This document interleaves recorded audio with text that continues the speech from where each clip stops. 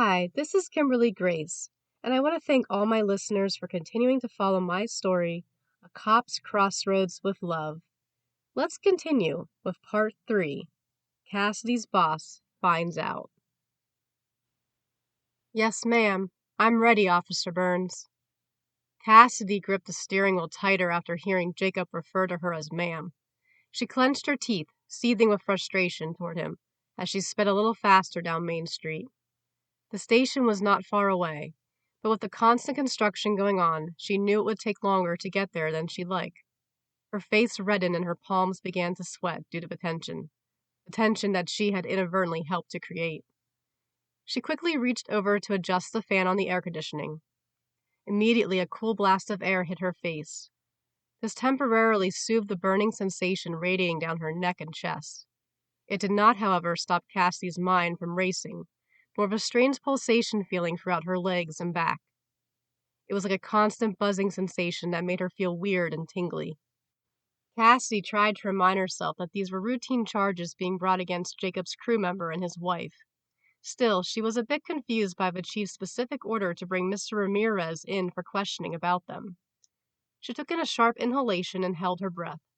Not obeying the chief's explicit orders was causing chaos inside her body.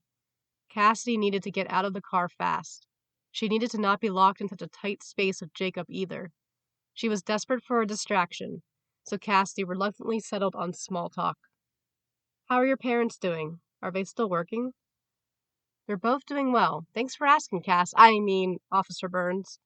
My mom retired 2 years ago from teaching, and now she's very much enjoying her book and garden clubs. My dad, on the other hand, is adamant that he's still a spring chicken. Dr. Roberts is still seeing patients at the blessed age of 80, but only on Tuesdays and Thursdays. He keeps Mondays open for pinochle and Fridays for golf, of course. Cassidy smiled, remembering Jacob's parents fondly. They were always active and social people, so she could clearly picture them as Jacob just described. Wait, what about Wednesdays? Ah, good catch. Wednesdays are for Mom. She insisted that they have a day to do something together, since usually the weekends are filled with seeing friends and family and going to church. Cassidy nodded. The buzzing sound began to grow louder in her ears, and for a brief moment she heard ringing in her left ear. It thankfully subsided quickly. She took a large sip of her water, trying to do everything she could to keep her composure. Yet Jacob's obvious reciprocal question back to Cassidy nearly made her spit out her water. So how are your parents? Her whole body tensed up and Cassidy shifted in her seat anxiously, trying to calm her nerves. A sharp pain cascaded down her spine like a lightning bolt, reigniting the fresh wound she had endured only a couple days ago. Cassidy had gone over to her parents for dinner, but the conversation had turned south rather quickly, with little warning, causing harsh words to be exchanged. She wished they hadn't departed on such bad terms. Her mood shifted back to darkness as she continued to wrestle with the hurt. Her answer was muted and short. They're away on a 2-month cruise. Wow, that's exciting. Where are they going? Cassidy shrugged and simply replied, I guess. Jacob must have sensed her tone, as he did not say anything else. Cassidy couldn't even steal a glance his way, but his pine scent filled her nostrils, making her stomach do somersaults of both joy and dread. Cassidy thought she was going to be sick, but a wave of relief rolled over her once the station came into view. The good old 29. Cassidy remembered the first time she had walked through those doors. She was 10, and her Uncle Jared was beaming with pride as he gave his favorite niece a tour of the place.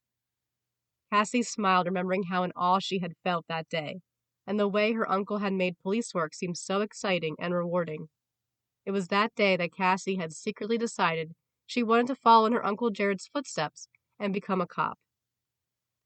Unfortunately, her plans were put on hold due to her parents' insistence on college first. Cassie didn't regret her degree in criminal justice, though, as she knew it would eventually help her with her end goal of becoming a detective one day. She just wished that her Uncle Jared could have lived long enough to see her graduate from the police academy. Cassidy was proud to be a part of the family of Blue, and vowed to continue in his impeccable legacy. We better hurry, Jacob. I'm running behind schedule now, so hopefully this won't take long. Copy that, Officer Burns. I copy. Do you? Over. Cassie shot Jacob a stern look for that sassy comment, but couldn't help but smile a little anyway.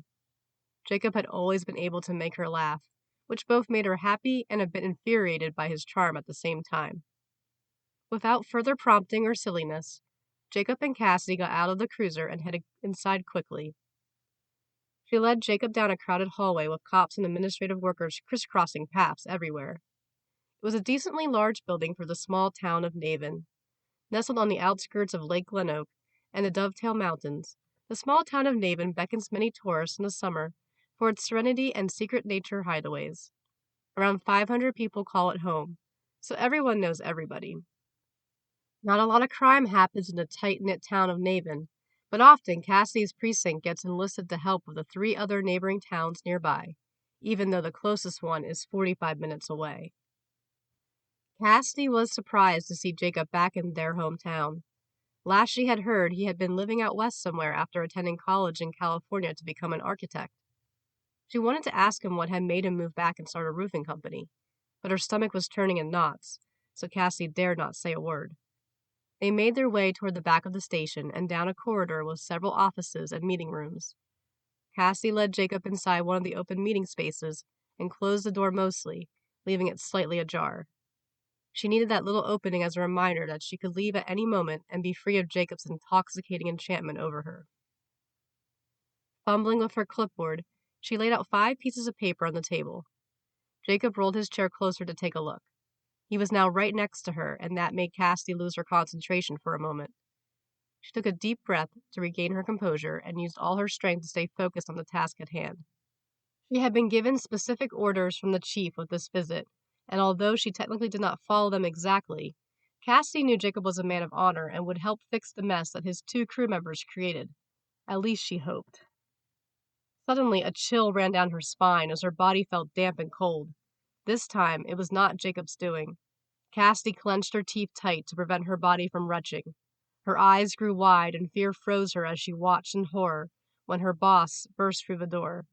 He did not look angry. Not yet, anyway. Good, maybe there's time for me to explain, Cassidy thought. Before Cassidy could even open her mouth, Chief Braxton boomed loudly. Mr. Ramirez, I think you know why you're here. Wait, who are you? Burns, this is not Mr. Ramirez. Cassidy trembled and felt her knees buckle beneath her. She was about to faint when she felt a gentle hand touch her arm. Jacob's sweet gesture of support helped Cassidy regain enough strength to answer her boss. Chief, I know you had given me specific orders to bring Mr. Ramirez in, but you didn't do it. You didn't follow what I asked you to do. This is very serious, Burns. At this point, Cassidy sank down into her chair. Tears welled in her eyes as she fought desperately to hold them back. She could not allow herself to be seen crying right now. That would make this whole thing so much worse. Cassidy stared down at the large oak conference table before her. She knew she would break if she made eye contact with either man. She was lost in her racing thoughts until Jacob startled her with his voice. Sir, if I may, Officer Burns tried to talk to Carlos, but I prevented her. I asked her to take me instead. I don't understand why everyone is getting so worked up over a couple of unpaid parking tickets, but I will pay them. It's fine. Chief Braxton slammed his fist on the table, causing both Cassidy and Jacob to jump. Her heart was pounding so hard that she was sure everyone in the room could hear it, maybe even the entire precinct. She tried to take a breath in, but it was difficult. Cassidy hoped that this nightmare would be over soon because she desperately needed to get outside for some fresh air. Fine, you say? It's not fine. It is quite the opposite. Mr. Ramirez was not being brought in today because of a few unpaid parking tickets. Cassidy's face turned ghost white now. She heard her voice speak out meekly, but at this point she felt so numb.